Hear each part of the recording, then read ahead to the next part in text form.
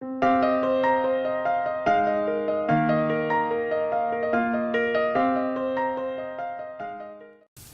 manera intencional, hoy estuvimos leyendo los primeros 17 versículos del capítulo 15, con el cual lo que procuramos nosotros es tener un panorama de lo que el Señor tiene hoy para nosotros. Hoy sencillamente vamos a hacer una pequeña introducción de esta porción donde el Señor se va a dar a conocer con otro nuevo yo soy. Yo soy la vid verdadera. Así es que quiero que leamos con atención los primeros 2 versículos en los cuales vamos a centrar hoy nuestra atención. Dice la palabra del Señor, capítulo 15, Evangelio de Juan, versículo 1 y 2. Yo soy la vid verdadera y mi Padre es el labrador. Todo pámpano que en mí no lleva fruto, lo quitará. Y todo aquel que lleva fruto, lo limpiará para que lleve más fruto. Vamos a orar, hermanos. Padre bueno, no cesaremos de orar. Lo aprendíamos y lo aprendemos desde las páginas de tu palabra. Nuestra gran necesidad de estar orando. Y más aún cuando tenemos que hacer frente a estas cosas santas. Cuando tenemos que abordar tu palabra para entenderla, para ser iluminados, para poder hallar en ella las aplicaciones necesarias para nuestra vida. Claro, sin antes haber entendido, conocido, llevado a nuestro corazón el conocimiento teológico que allí se encuentra.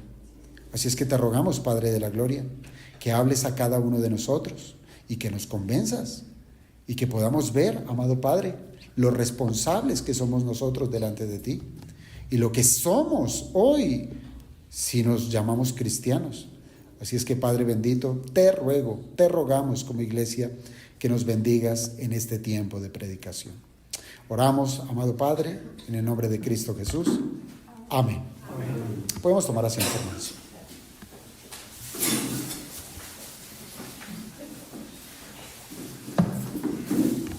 Bien. A lo largo del Evangelio de Juan, nosotros nos hemos encontrado con la respuesta a la pregunta más importante que todo ser humano tiene que saber responder. Y la pregunta que todo ser humano se ve expuesto es: ¿quién es Jesús? Y el Evangelio de Juan nos ha venido trayendo la respuesta de una manera sistemática a esta gran pregunta. Se trata, claro está, de la respuesta divina.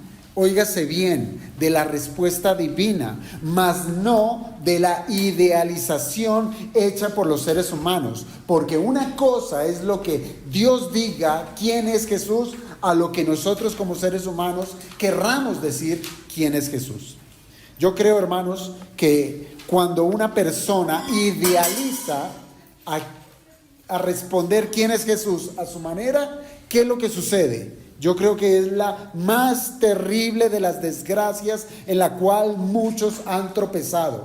Querer hacerse falsas ideas de un Jesucristo mal formado por la imaginación de los hombres. Y esto va a poner en riesgo a cualquier alma. Cualquier alma que se imagine quién es Jesús pone en riesgo cuál va a ser su situación. Pues lo que nosotros sepamos de Jesucristo será relevante para nuestra salvación. De esta manera, hermanos, el Evangelio de Juan nos ha permitido conocer al Señor Jesucristo.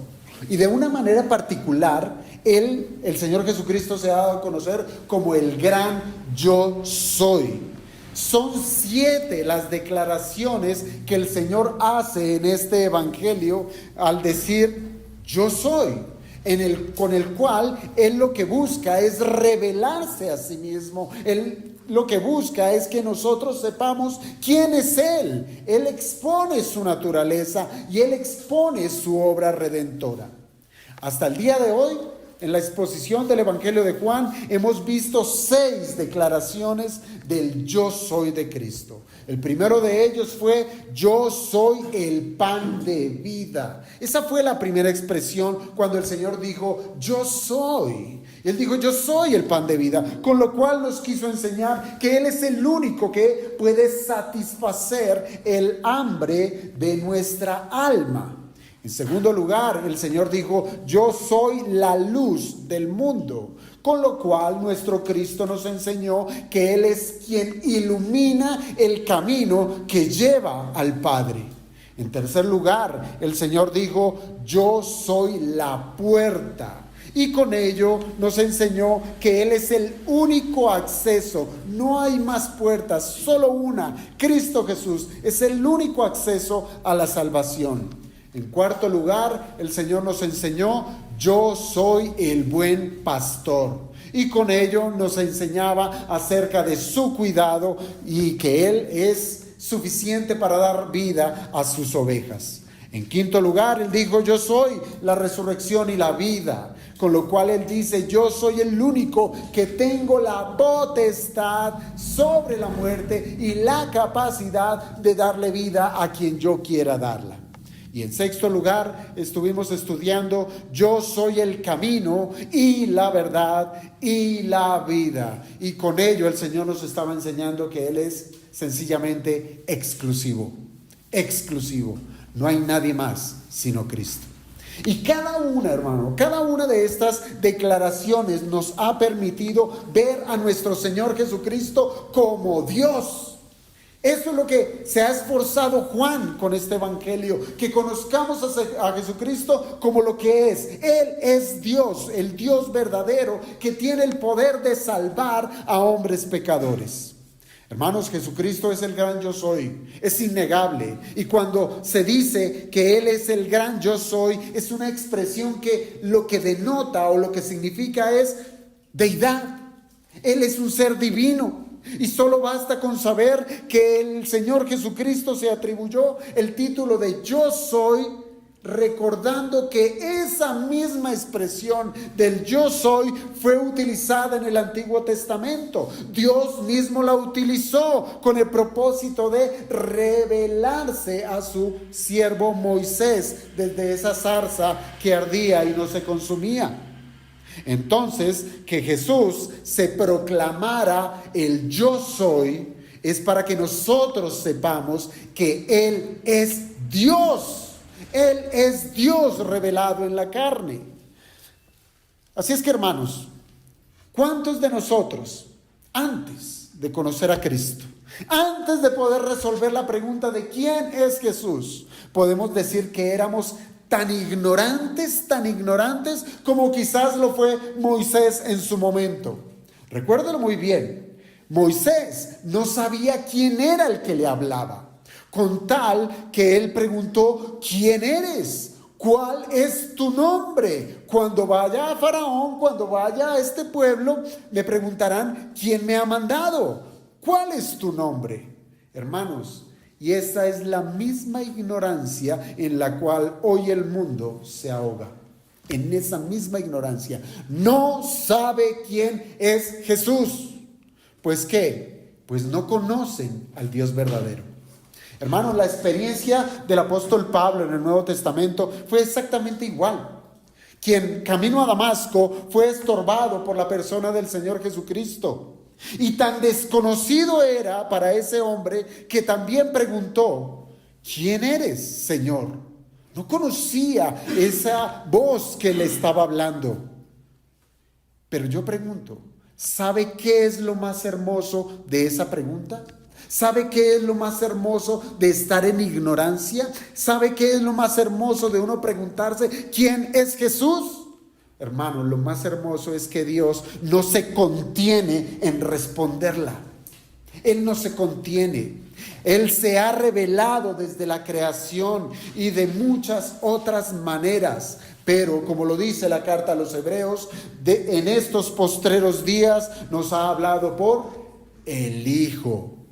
Diciéndonos que Él es el gran yo soy, es decir, que Él es el autoexistente, que Él es el inmutable, que Él es el eterno, que Él es el soberano. Con tal que nuestro Señor Jesucristo dijo, antes que Abraham fuese, yo soy. ¿Quién quiere conocer al Señor? Esa es la gran pregunta. ¿Quién quiere conocer al Señor? Él ha dicho por medio del profeta: y me buscaréis y me hallaréis, porque me buscaréis de todo vuestro corazón. ¿No le parece, hermanos, que toda la intención, el corazón de nuestro Dios está en que le conozcamos? Por eso bien cabe la pregunta: ¿quién quiere conocer al Señor? Y henos aquí, domingo tras domingo, en nuestra incansable tarea de conocer a Jesucristo. Si nosotros venimos con otra intención, una intención distinta, de venir a ser amigos, de conseguir novio, esposa, de venir a pasarla bien, de venir a romantizar un tiempo, hermano, está en el lugar equivocado. El día domingo se ha dado para que conozcamos a Jesucristo y a Dios.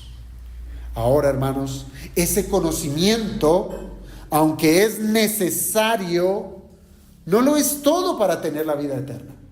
Usted dirá, pero ¿cómo es posible? Es verdad, hermanos, es necesario el conocimiento, pero no lo es el todo para tener la vida eterna. ¿Por qué? Porque necesitamos a Cristo. Necesitamos a Cristo, necesitamos tener comunión con Él, y para eso debemos estar unidos a Él. Y de esto se trata, hermanos, la séptima declaración de nuestro Señor Jesucristo al decir: yo soy la vid, vosotros los pámpanos. Nos está hablando de unidad, nos está hablando de nuestra necesidad de estar en Cristo. Así lo cita el verso 5, yo soy la vid, vosotros los pámpanos. Pero, hermanos, antes de poder nosotros llegar a hablar de la unidad que hay entre los discípulos y el maestro, es muy necesario que podamos entender la dimensión de la declaración: yo soy la vid verdadera y mi Padre es el labrador. Allí está la base de todo lo que el Señor nos va a enseñar. Algunas preguntas nos han de sobrevenir acerca de esa declaración en el versículo 1. Por ejemplo, ¿qué significa esta comparación que está haciendo el Señor Jesucristo? ¿Por qué ese tipo de comparación? ¿Por qué se compara con una vid? Ahora bien, que Él diga que es la vid verdadera, piense, ¿significa que hay otra que es falsa? O cuando menos, el Señor está diciendo que hay otra vid que existe. Además, otra pregunta que pudiéramos hacernos es: ¿qué función cumple el Padre como labrador? Y todo en un solo versículo. Así es que vamos a quedarnos no solamente en el verso 1, sino también en el versículo 2, ver este par de versículos para poder entender ese lenguaje figurado.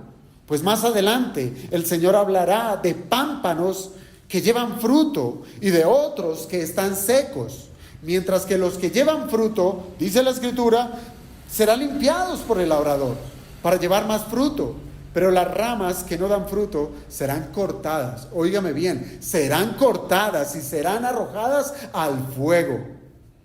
Hermanos, se trata de un lenguaje muy ilustrativo, que para esos discípulos judíos les será muy familiar.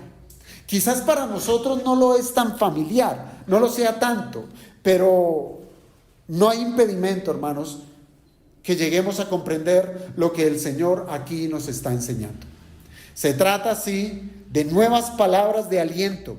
Y sí, aunque se hable de cortar ramas, de ramas que no dan fruto y también de ramas que serán echadas al fuego, hermanos, hay una constante que se repite desde el comienzo del capítulo 15, y es la instrucción de permanecer en Cristo. Y ese pensamiento, esa experiencia, esa permanencia resultará siempre en fruto.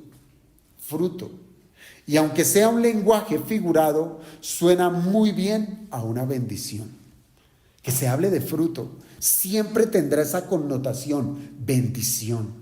Y así es que vamos a tratar con al menos 2 puntos y finalizaremos con algunas aplicaciones. Y los 2 puntos relevantes son las identidades que representan a la vid y al labrador. Parece sencillo, pero se van a dar cuenta que hay bastante que decir.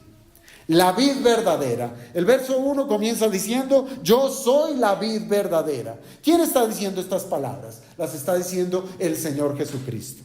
Esa es la séptima declaración de los yo soy de Cristo. Yo soy la vid verdadera.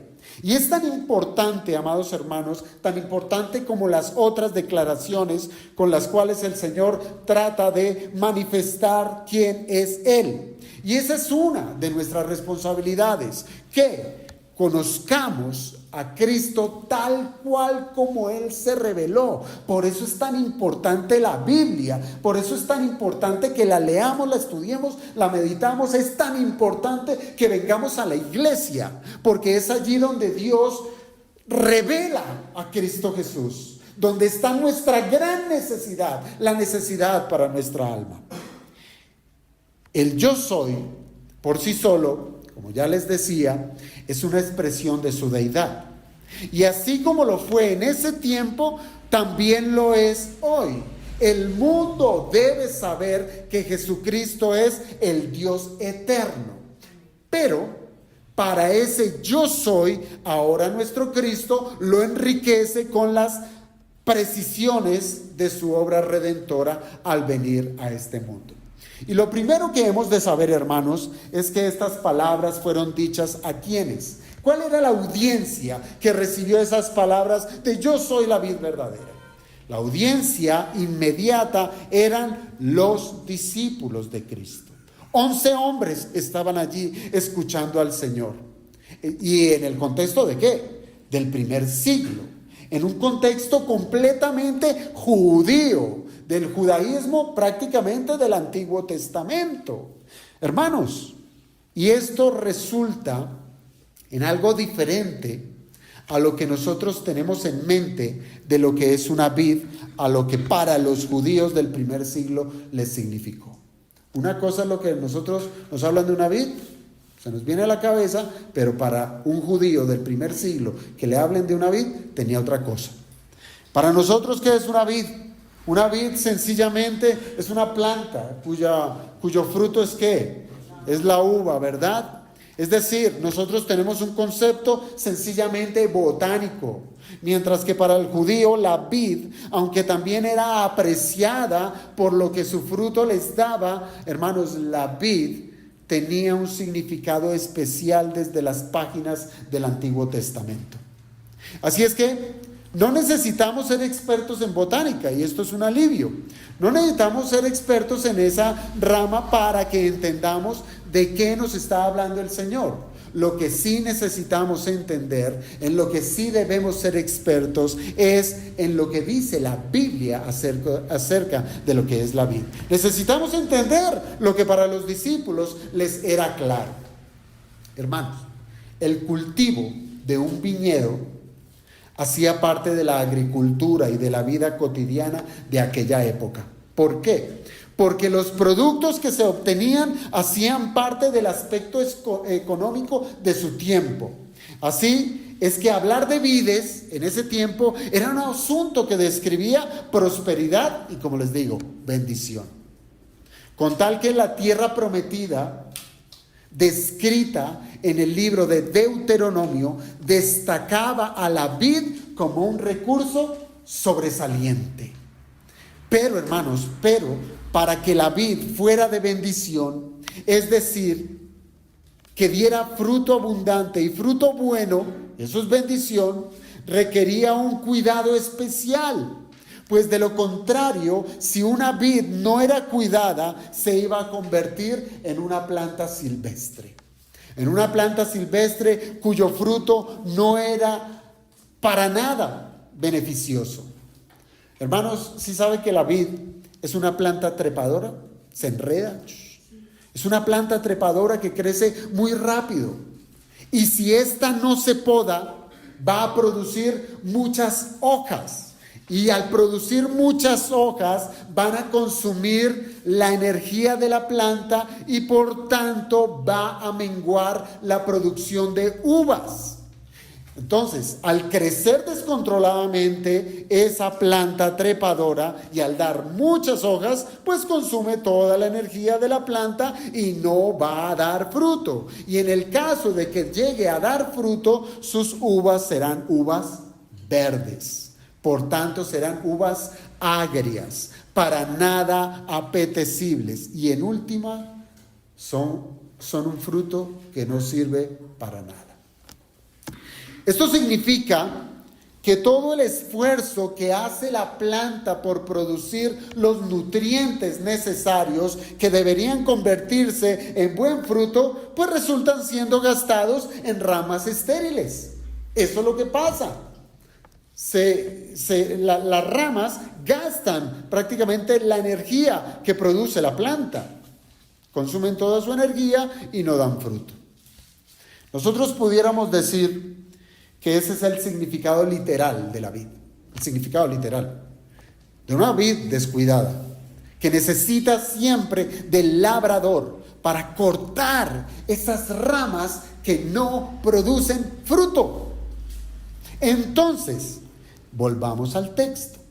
¿Qué quiso decir el Señor Jesucristo con yo soy la vid verdadera?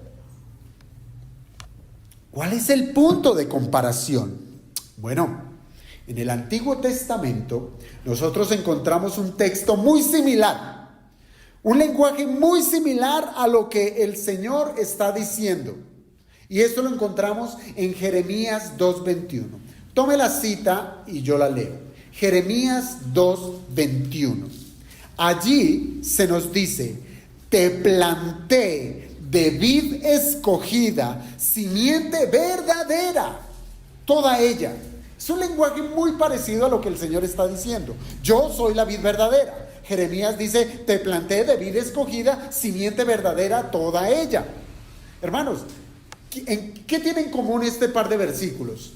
Tienen en común la palabra verdadera. Y la palabra verdadera significa algo que es auténtico, algo que es genuino. Y en el caso de Jeremías, del texto de Jeremías, se le está atribuyendo a Israel. A Israel. ¿Y esto es por qué? ¿Por qué Israel es considerado como vid escogida, como simiente verdadera?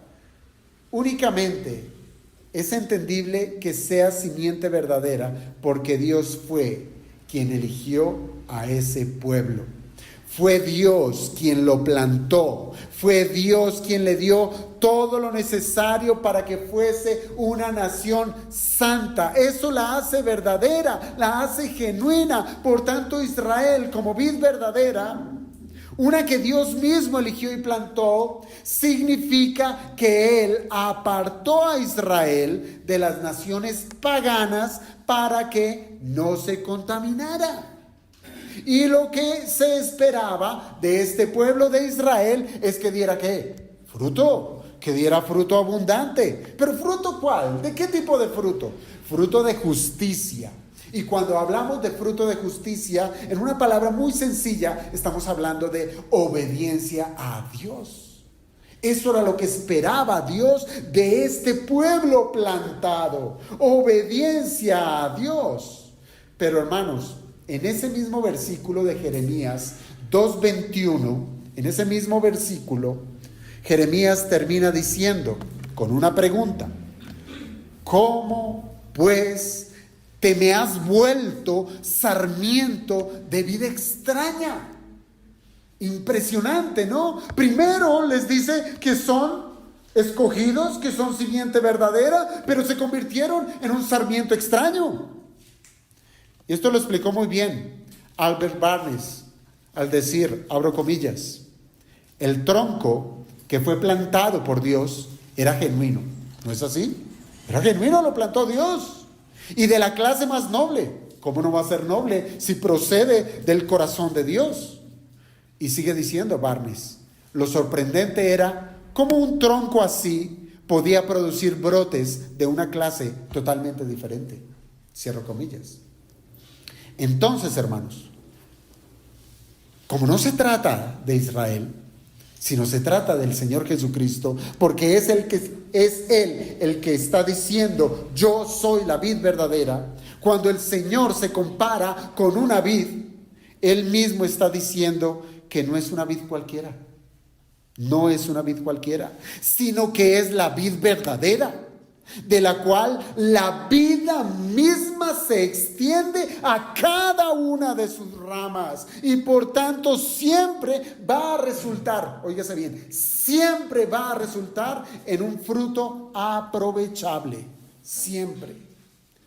Dios el Padre eligió a su Hijo Jesucristo para hacer de Él la fuente de mucho fruto en la redención. A Él ha traído a muchos a ser salvos. Piense en todos aquellos, incluyéndose usted, que ha creído en Cristo. Nosotros somos el resultado de lo que hay en Jesús. De por sí mismos nosotros estábamos muertos. La única manera de tener vida, perdón de pecados y vida eterna es estando en Jesucristo. Cuando el Espíritu Santo nos injertó en el cuerpo de Cristo, es allí donde nosotros recibimos todo el vigor de Cristo Jesús. Fue el Padre quien lo eligió y lo plantó para nosotros. Yo le pregunto, ¿de dónde provino esa nueva vida que ahora usted goza?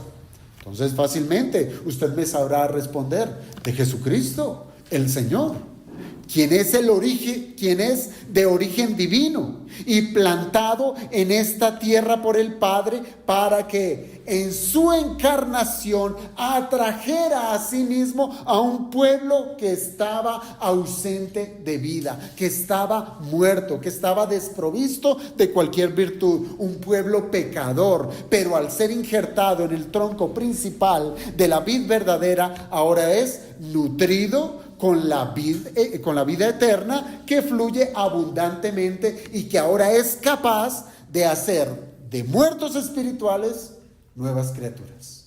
Eso es lo que somos en Cristo. Y si Jesucristo es la vid verdadera, entienda esto, significa que no hay otra. No hay otra. Y si algo o alguien quisiera tomar el lugar, ¿en qué resulta? Que no es genuina, que no es verdadera. Por tanto, sería una réplica barata que no produce uvas, sino que produce escardos y espinos. Y créanme en esto. Y de vides falsas está plantado este mundo. De vides falsas. Son muchos los sistemas. Son muchas las organizaciones, son muchas las religiones que parecen dar vida, pero en realidad no lo hacen. En su momento fue Israel, si usted lo piensa bien. Aunque elegido por Dios, ¿qué ocurrió?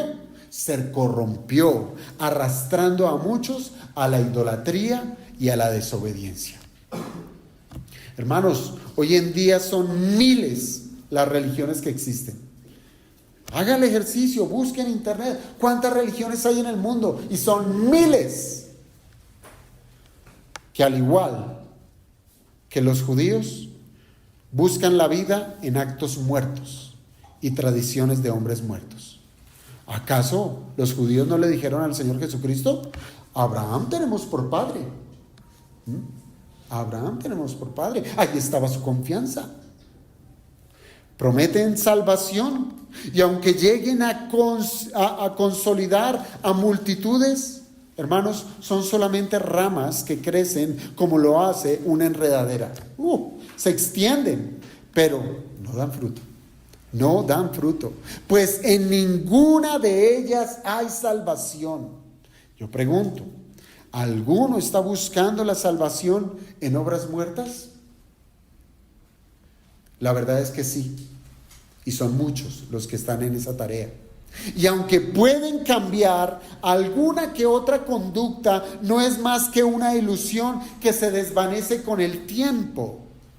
Pero hermanos, en Jesucristo se halla la fuente vital. Él, Cristo mismo es la vida, y todo aquel que es injertado en Él recibe el don de la vida. una vida que nutre el alma. Por lo tanto, todo aquel que está en Cristo recibe las bendiciones que en Él se encuentran. Eso es lo hermoso. Hermanos, ¿usted sabe qué es lo que recibe al estar en Cristo? Usted recibe fe, usted recibe perdón, usted recibe justificación, adopción, santificación, perseverancia, usted recibe glorificación, solamente si está en Cristo. Solamente. Aún, yo pregunto, ¿aún no ha conocido a Jesús como la vid verdadera? ¿Aún no es parte vital de Cristo? Pues venga a Él, venga ahora, reconozca sus pecados, confiéselos delante de Dios y ruéguele que pueda ser injertado en Cristo Jesús. Hermanos, esta obra no es de los hombres. Nadie puede por sí mismo decir, yo voy a injertarme en Cristo. Nadie lo puede hacer. No es obra de los hombres. Como si por asistir a una iglesia, o por ser parte de una membresía, o por ser bautizado, pudieran por ellos mismos ser injertados. Esto es imposible. Es imposible para cualquier ser humano. Pero lo que es imposible para el ser humano es completamente posible por el Espíritu de Dios, quien es el que une al pecador, que está muerto en delitos y pecados, y lo une a la fuente de vida eterna en la regeneración. Y la fuente de la vida eterna es la vid verdadera, Cristo el Señor. Así es que, hermanos, dentro de toda esa majestuosa obra que hace nuestro Señor Jesucristo, de ser la vid verdadera, que por medio de Él fluye la vida y le da vida a todos los que están injertados en Él, hay otro actor importante en medio de la generación del fruto, y es el Padre. ¿Qué función tiene el Padre? Pues el mismo versículo 1 nos lo está diciendo. Y mi Padre es el labrador. El labrador. Hermanos, estas palabras no encierran toda la obra del Padre. No lo entienda así. No encierra todo lo que el Padre hace.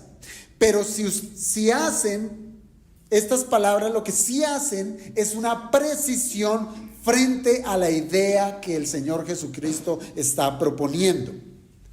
Que el Padre sea el labrador significa que Él es el encargado de cuidar y de administrar cada vástago que en Cristo se encuentra. Eso lo hace el Padre. Nosotros podemos hacernos una idea volviendo a las menciones del Antiguo Testamento, más exactamente en el libro de Isaías, donde se encuentra un cántico que habla del oficio del labrador. Y estoy hablando de Isaías capítulo 5. Isaías 5, leo los 3 primeros versículos. Isaías 5, verso 1. Ahora cantaré por mi amado, el cantar de mi amado a su viña. Entonces aquí ya tenemos todo un lenguaje poético en donde se nos va a decir qué es lo que hace este amado por su viña. Sigue diciendo, tenía mi amado una viña en una ladera fértil. Y ya con eso nos está diciendo mucho del cuidado del dueño de la viña. Él no la plantó en un terreno cualquiera. Él buscó un terreno fértil para que esa viña plantada allí produjera fruto. Verso 2. La había cercado y despedregado. ¿Qué es esto? Un cuidado desde la misma tierra. Un cuidado para que no vinieran enemigos y dañaran el cultivo. La despedregó y plantó de vides. Allí tenemos otra vez la palabra, escogidas. Había edificado en medio de ella una torre y hecho también en ella un lagar. Entonces, aquí tenemos al dueño de la viña, llamado el amado, que hizo muchas cosas por su viña. Se detalla cuidadosamente qué es lo que hace el labrador en todo el proceso. Entienda bien, fue Dios quien escogió el terreno fértil para plantar la viña. Fue Dios quien levantó un cerco alrededor para protegerla, ¿se recuerda? De esas pequeñas zorras, como lo habla el libro de Cantares, para que no las echen a perder, mordiendo los tallos y arruinando esos brotes tiernos. Además, es Dios como labrador que quitó las piedras para que no hubiera ningún tipo de obstáculo en el crecimiento de las plantas. Y como si fuera poco, es Dios quien levanta una torre de vigilancia constante, donde Él cuidará de su viña. Y al final, aquí se dice que Dios hizo un lagar. ¿Sí sabe qué es eso, no?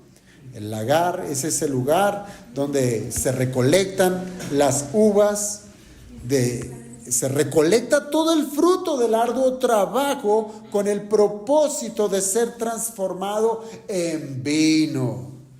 Y siendo el vino un símbolo de prosperidad y gozo. Nadie va a plantar algo si no le va a sacar fruto. Así es que esta parábola que nos enseña Isaías, Dios es descrito como el dueño de la viña. Y lo que se destaca en esos primeros versos es cómo Dios obra de manera diligente, dando ese cuidado tan necesario para que esas vides plantadas por su mano tengan todo lo que se necesita y por tanto se espere que den buen fruto. Pero dejemos por un lado a Isaías. Dejémoslo por un momento y volvamos a Juan 15:1, donde Jesucristo es la vid verdadera, es la vid escogida por el Padre. Esto es lo que se entiende. Jesucristo, al ser la vid verdadera, es la vid escogida por el Padre. Y ahora el Padre, como labrador, ha hecho de su Hijo todo lo necesario para que el fruto de la redención sea perfecto. ¿Qué hizo el Padre? El Padre plantó al Hijo en una naturaleza humana. El Padre le dio un cuerpo y lo envió al mundo en el tiempo perfecto donde el rigor de la ley estaba en pleno vigor. La vid verdadera fue plantada para redimir a todos los que estaban bajo la ley. Tal fue el cuidado del Padre para con su Hijo que, ante tantos ataques de sus enemigos, lo libró de la muerte prematura, pues era necesario que Cristo muriera por el pueblo que el Padre le confió para ser salvado de sus pecados. Y cuando todo esto, aunque todo esto es verdad, hermanos, las palabras de Cristo en Juan 15 apuntan es al cuidado de Dios, es a las ramas de la vid. Dios Padre cuidó a su Hijo hasta el final. Pero aquí el Señor nos está hablando del cuidado del Padre sobre las ramas. Por eso es que mi segundo punto tiene que ver con la obra del labrador. La obra del labrador. Y la encontramos descrita en el versículo 2. Todo pámpano que en mí no lleva fruto, lo quitará. Y todo aquel que lleva fruto, lo limpiará para que lleve más fruto. Son dos labores, si usted se da cuenta. Son dos labores que hace Dios y tiene que ver con cortar, tiene que ver con podar. Los que alguna vez han tenido relación con las plantas y que verdaderamente le gustan las plantas y por tanto las cuidan, en lo general usted va a hacer dos cosas. En lo general va a hacer dos cosas por esa planta. Limpiará algunas ramas o simplemente usted ¿qué va a hacer? Las cortará, ¿cierto? Eso es lo que usted hace con una planta. Usted le quita lo feíto, la cuida, y a otras que realmente no hacen nada, están secas, usted las corta. Hermanos, el Señor está diciendo que hay pámpanos, y entiéndase el pámpano como ramas, y nos dice que hay pámpanos que no llevan fruto y por tanto Dios las va a quitar. Y las que sí dan fruto van a recibir un cuidado de poda. ¿Para qué? Para que lleven más frutos. Esa es la idea. Ahora, ¿qué pues significa el versículo 2? Si Cristo es la vid, amados hermanos, ¿quiénes son los pámpanos? Bueno, conforme a lo que leíamos del versículo 5, el Señor trae claridad a este asunto. El verso 5 de Juan 15 nos dice: yo soy la vid, vosotros los pámpanos.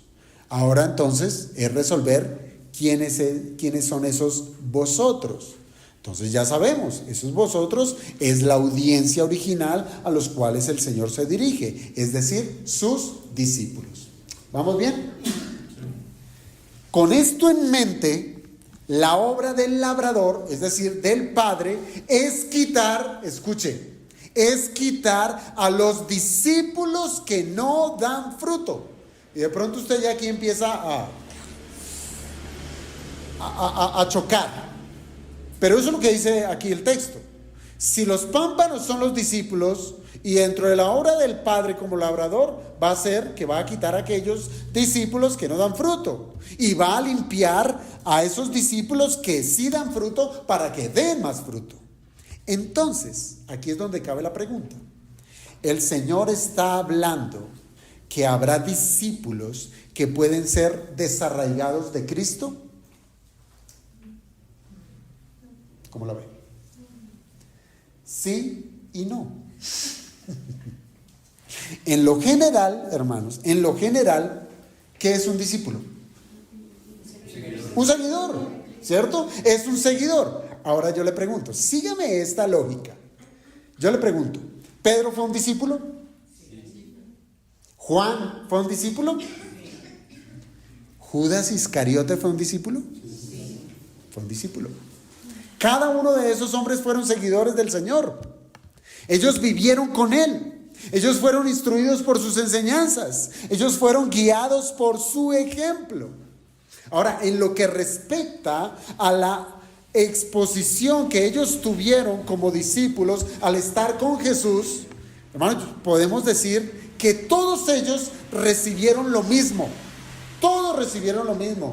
Todos fueron bendecidos al estar con Jesús. Entonces, yo pregunto, ¿hay dos clases de discípulos? Sí, dos clases de discípulos. No estoy diciendo, óigame bien, no estoy diciendo que existan dos clases de creyentes. No, son dos cosas distintas. Una cosa es ser un simpatizante de Cristo y otra cosa muy distinta es ser un creyente. Pero los podemos tener a todos sentados en un mismo lugar. Al simpatizante le gusta la religión. Al simpatizante le puede llegar a ser parte de una iglesia local. Y el mejor ejemplo es Judas Iscariote. Judas Iscariote, él fue elegido por el mismo Señor Jesucristo para el oficio de apostolado. Judas Iscariote hizo milagros. Judas Iscariote predicó el evangelio. Judas Iscariote fue elegido por sus amigos, por sus consiervos, para ser el encargado de ser el tesorero, de administrar los dineros de los discípulos. Y aún con todo esto, Judas no fue elegido para ser salvo. Judas es el ejemplo de ser un pámpano que no lleva fruto. En él no estaba la gracia que se deriva de estar unido a Cristo. No estaba. Judas no tenía la vida que solo en Cristo se encuentra. Judas, escuche bien a esto, Judas estaba cerca de Cristo, mas no estaba en Cristo. Por tanto, que el Señor diga que todo aquel que crea ser su discípulo y que no dé fruto, será quitado y no disfrutará más del alimento, sino que ocurrirá, se secará y morirá. Esto no significa, hermanos, que un verdadero discípulo, es decir, uno que ha sido regenerado por el Espíritu Santo, tenga la posibilidad de ser apartado de Cristo. Esto es sencillamente imposible. El verdadero cristiano, el que está injertado en Cristo, jamás, nunca será quitado de la vid verdadera. ¿O acaso el Señor Jesucristo no dijo: mis ovejas oyen mi voz y yo las conozco y me siguen y yo les doy vida eterna? Hermanos, el Señor no dijo: yo les doy una vida temporal, que en el momento en que dejen de dar fruto, ¿sabe qué hago? Los corto y los echo al fuego. No, Él dijo: les doy vida eterna, es decir, que siempre van a permanecer unidos a la fuente de la vida, que es Él. Les doy vida eterna. Y sigue diciendo el Señor: y no perecerán jamás. Entonces, jamás serán echados al fuego, ni nadie las arrebatará de mi mano. Mi Padre que me las dio es mayor que todos, y nadie las puede arrebatar de la mano de mi Padre. Esto lo estudiamos en Juan 10, 27 al 29.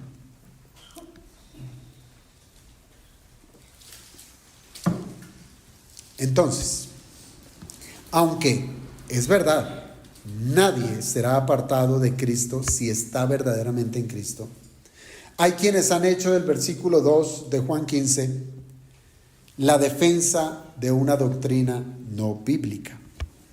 Una doctrina que enseña que se puede caer de la gracia. Y esto es una completa torpeza. ¿Por qué? Porque la Biblia es clara en enseñar que una persona que es salvada por Cristo perseverará en la gracia, porque Dios mismo le sustentará por más débil que pudiera ser su fe. Por más débil que pudiera ser la fe de ese cristiano, Dios lo sustentará. Ahora bien, las palabras del Señor aquí en Juan, entiéndalo, son ilustrativas. Por tanto, no debemos darle una interpretación literal a este lenguaje que es de orden simbólico. Que el Señor diga que los pámpanos están en Él, porque eso es lo que está diciendo, debe ser entendido como la relación que los hombres tienen con Jesús. Y no debemos confundirlo con la unión mística e indisoluble que hay entre los creyentes y Cristo. Dos cosas distintas. El Señor aquí se está refiriendo, ¿sí?, es a esa mezcla que ha existido siempre en medio del pueblo. Piense, desde la iglesia del primer siglo hasta la segunda venida de Cristo será así. ¿Qué encontraremos? Que el trigo y la cizaña crecerán juntos. Pero como lo dice el Señor, el Padre como labrador quitará a todo aquel que no lleve fruto. ¿Sí sabe, yo le pregunto, sí sabe qué es el fruto de un árbol? Porque hemos estado hablando de fruto. Pero entonces esta misma ilustración nos ayuda a entender. ¿Sí sabe? Métase en la cabeza tercero de primaria, ¿sí? Eso fue más o menos como en la quinta semana, ¿sí? Antes del recreo usted tuvo su clase de ciencias naturales y le enseñaron acerca de lo que era una planta. ¿Sí sabe qué es el fruto de un árbol? Hermanos, el fruto de un árbol es la concentración de la savia en un solo lugar. Por toda la planta fluye savia, ¿sí? Es el alimento, pero se concentra en un solo lugar y eso es el fruto. Todo lo bueno de la planta que recoge desde su tallo hacia las ramas es a esa acumulación de nutrientes que se le llama fruto. Fruto. Solamente el creyente será nutrido por esa unión. Por tener la vida, va a poder exhibir el fruto de la redención. Hermano, ningún ser humano que no esté en Cristo podrá decir: soy redimido. Solamente los que están en el cuerpo de Cristo son regenerados, justificados, adoptados, santificados, glorificados. Será el cúmulo por ser parte de la vid verdadera. Este es el verdadero creyente. Y el que no tenga la vida, es decir, el que no tenga a Cristo, será quitado por el Padre. ¿Por qué? porque por esa persona, aunque pueda estar muy, pero muy cerca de Cristo y de la religión cristiana, no hay nada que le nutra a su espíritu muerto. No lo hay. Pues es como una rama que está muy cerca, mas no conectada a la fuente de la vida. ¿Usted no se ha dado cuenta? Mire, yo sí tengo matas allá en la casa y a mí me gusta trabajar en ello. Y uno nota y dice, pero está pegada al tallo, porque está muerta. ¿Sí? Está pegada, literalmente. Usted le hace así, está pegada. Hermanos, por más cerca que pudiera estar, no está conectada a la fuente de la vida. Y aunque esta eliminación se hará en el día final, donde el Señor quitará a los que no son, aún en nuestros días, nosotros podemos ver cómo Dios va quitando de entre su pueblo a aquellos que no son salvos. Eso lo hace Dios, lo hace. ¿Esto ocurre cuándo? Esto ocurre cuando pecan y no se arrepienten. Y al aplicar la disciplina, pues ¿qué ocurre? Ocurre como aquel inmoral de la iglesia de Corinto, que no se arrepintió y que fue desarraigado de la iglesia local. La disciplina es un medio que usa Dios para quitar la rama muerta. Lo hace, lo hace. También pasa que estas ramas que no dan fruto son quitadas cuando les puede más la tentación a hacer lo que su carne desea. ¿Y qué hacen? Ellos mismos se caen por sí solos y se van al mundo para encontrar deleite en el mundo. Eso pasa. Otra manera es cuando por causa de la fe, cuando viene la persecución, cuando viene la negación de sí mismo, estas ramas muertas prefieren ¿qué? Una vida de comodidad, mas no de sufrimiento. Eso ocurre. Y no podemos olvidar, hermanos, que la muerte física es otra manera como Dios quita esas ramas que de por sí ya estaban muertas. Por otra parte, hermanos, el Padre como labrador podará con amor y ternura, pero aún así con brazo fuerte y disciplina a los que son discípulos verdaderos. Eso lo dice aquí el texto. Y todo aquel que lleva fruto lo limpiará para que lleve más fruto. Hermanos, aquí nos habla del cuidado del Padre sobre los que verdaderamente son discípulos. ¿Cómo cuida el Padre? ¿Cómo hace esta poda? Bueno, esto es importante porque en el cuidado que el Padre tiene para con los suyos, Él les da su ley. Les da la ley ¿para qué? Para que sean guardados de la corrupción. ¿Se acuerda de esas piedras, de eso que hace el viñador para que proteger a lo que Él ha plantado? Pues eso es. Él nos ha guardado con su ley para guardarnos de toda la corrupción del mundo. Ahora, también ha dado dones. ¿Para qué? Para que nosotros podamos vencer a nuestros enemigos espirituales. Y su providencia, ¿se acuerdan de esa torre que Él construyó para vigilar? Estamos hablando de la providencia de Dios, donde Él está vigilante, donde Él está gobernando, donde Él está cuidando. Allí está el Señor. Y es innegable, hermanos, que el cuidado del Padre se expresa con la limpieza que Él hace sobre sus hijos. Todo aquel que lleva fruto, lo limpiará. Lo limpiará. Hermanos, no hay ningún hijo de Dios, óigase bien, no hay ningún hijo de Dios que no reciba esta limpieza de parte del Padre. No la hay. Y no hay ningún hijo de Dios que pueda decir que no necesita ser limpiado. Eso sería más escabroso. Debido al remanente de pecado que aún hay en medio de nosotros, la limpieza de parte del Padre es muy, muy necesaria. La limpieza que aquí se describe es símbolo de santidad. ¿Sí? Eso es lo que hace. Limpiar es símbolo de santidad.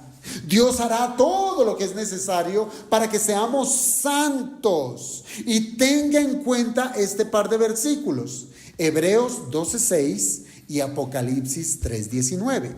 Lo repito. Hebreos 12:6 y Apocalipsis 3:19. Hebreos 12:6. Allí dice: porque el Señor al que ama, ¿qué hace? Disciplina. ¿Y qué hace? Y azota a todo el que recibe por hijo. Eso es cuidar, eso es limpiar, eso es podar para que demos más fruto. Disciplina. Apocalipsis 3:19. Dice el Señor: yo reprendo y castigo a todos los que amo. Sé pues celoso y arrepiéntete. Esto es un llamado a santidad, hermanos. La disciplina es la manera que Dios usa para limpiarnos. La disciplina. Así es que no huya de la disciplina. Y si hasta el día de hoy lo ha hecho, vuelva. Déjese disciplinar por el Señor. Porque aunque duela, hermanos, será para nuestro beneficio. Pues cada vez que Dios interviene para santificarnos, lo hace es para quitar todo aquello que estorba a nuestra vida de santidad. Pero ¿por qué me quitaste este trabajo? ¿Por qué no me das el dinero que pido? ¿Por qué esta relación siempre ha encontrado un obstáculo? ¿Por qué se cierran las puertas? Porque el Señor está guardando nuestra alma. Mire, usted en nosotros, en nuestra gran sabiduría, podrá pensar: si yo me ganara el baloto, otro gallo cantaría. O hay los que piensan: cuando yo me jubile, enteramente le entregaré a mi vida al Señor. Eso es su sabiduría y la mía, que dice la Escritura en Santiago que es natural, terrenal, diabólica. Pero el Señor no nos da, porque sabe que el peligro del dinero es un ídolo palpable que está allí, que nos descarriaríamos rápidamente. Por eso el Señor no le da lo que le está pidiendo, si es que lleva ya muchos años pidiendo lo mismo y no ha recibido respuesta. Hermanos, el Señor quiere santidad de parte nuestra. La disciplina, entiéndase esto, es tanto correctiva como preventiva. ¿Cuál prefiere usted? ¿La correctiva o la preventiva?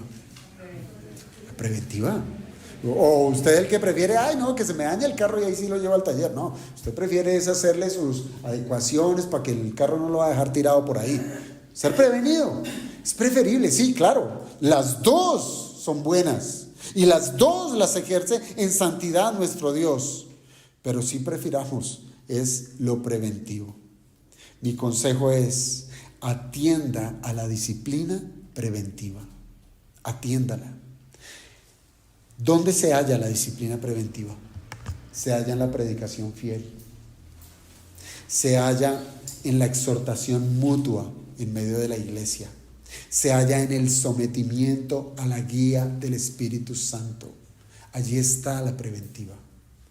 Pero si usted no atiende a la preventiva, ¿qué va a pasar?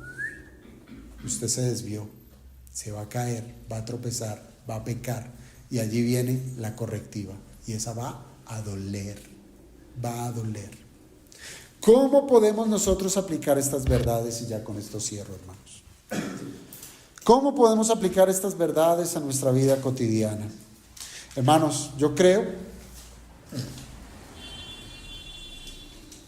que lo que podemos condensar de todo esto lo podemos hacer en una sencilla pregunta: ¿usted está en Cristo o está cerca de Cristo? ¿Usted está en Cristo o está cerca de Cristo? Te puede parecer cristiano, pero ¿es cristiano?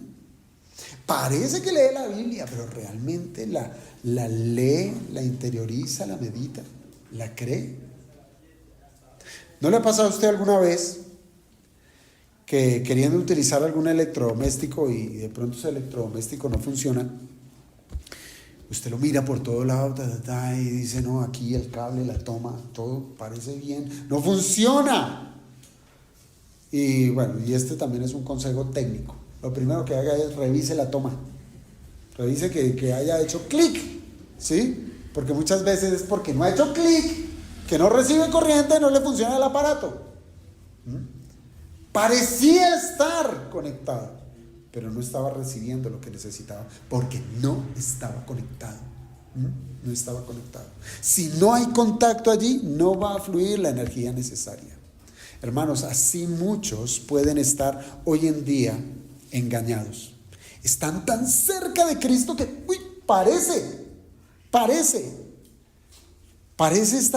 están tan cerca de Cristo que pueden exponerse incluso a las enseñanzas, podrán escuchar la voz de Cristo, pero parece que algo falta.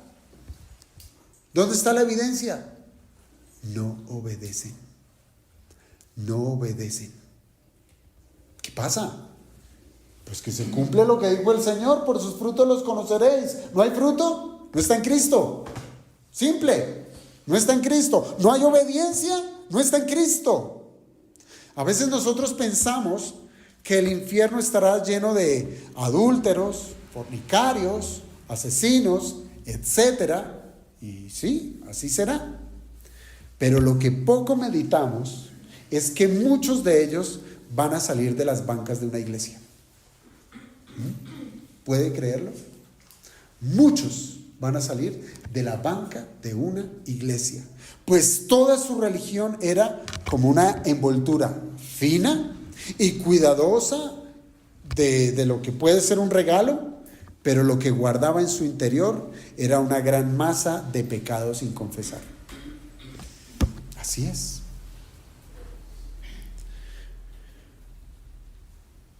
Por fuera era simplemente los atavíos de una religión.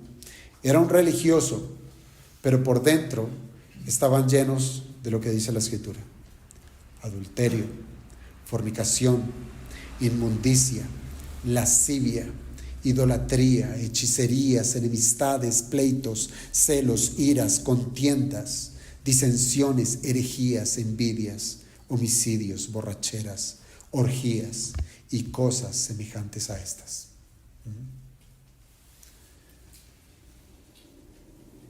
No esquivemos esto, hermanos. Si esta pudiera llegar a ser su realidad, el llamado que hace el Evangelio siempre será el mismo. El mismo al cual ha rehuido quizás saltando de iglesia en iglesia. Porque así pasa. Cuando son confrontados con el pecado, pero no quieren abandonar su fantasía de religioso, se van a otra iglesia. Lo hacen. Porque rehuyen a la disciplina del Señor. Rehuyen al llamado del Evangelio, que es a arrepentirse genuinamente. Y van de iglesia en iglesia con el mismo pecado, pero con el mismo decoro de un religioso. Y el Señor está llamando. Si va a una iglesia verdadera, allá mismo le llamará el Señor. ¿A qué? A que se arrepienta. A menos de que esté buscando un lugar donde no me llamen al arrepentimiento. Pero si hasta el día de hoy quizás usted es consciente de su pecado, y esto porque el Espíritu le ha convencido por medio de la palabra, y usted se ha arrepentido, pero pareciera que su vida no avanza, porque ocurre, donde más son las derrotas que las victorias, hermanos, también hay esperanza. Porque por más pequeña que usted tenga la fe, si es una fe genuina, dada por el Espíritu, Dios le sustentará y le podará. Y esa poda será más dura, claro, será más dura, pero hay vida, hay vida. Piense, por ejemplo, usted como cristiano, ¿le cuesta amar a los demás? Pasa, ¿no? Pasa. Ahora, el punto está, ¿es consciente de que eso está mal? Eso es lo que hace la gran diferencia. O piensa en esto, ¿no sabe dominarse cuando le vienen ciertas tentaciones? ¿Pasa? Pasa, hermanos, pasa. y esto le aflige constantemente su alma, esto es lo que marca la diferencia, si le aflige. Otra, su conciencia le acusa por no ser obediente a Dios, o está cauterizada. ¿Sí? No importa. Debo decirles, hermanos, que la batalla del cristiano solamente es un asunto que no está perdido si realmente tenemos al Espíritu de Dios. Pero está perdida si usted ha procurado enfrentar esa batalla, es en su carne. Allí es donde se pierde. Deje que sea Dios quien produzca el fruto necesario para hacer frente a esas necesidades. ¿Cuál fruto? Amor, gozo, paz, paciencia, etcétera, etcétera. Ese fruto lo produce el Espíritu. Es el Espíritu quien fluye por medio del creyente. Pero óigase bien, aunque eso lo produce el Espíritu, es nuestra obligación, es nuestra responsabilidad doblegarnos a la guía del Espíritu Santo conforme a la palabra de Dios. Así es que, hermanos, que esta pequeña introducción nos ayude a contemplar nuestra posición que tenemos en Cristo. Y no se trata de desalentar al que no está en Cristo, por el contrario, es un llamado para que venga a Cristo y que sea el Espíritu quien le injerte en su cuerpo para que puedan fluir por medio de él todas las virtudes que hay en nuestro bendito Salvador. Vamos a orar, hermanos.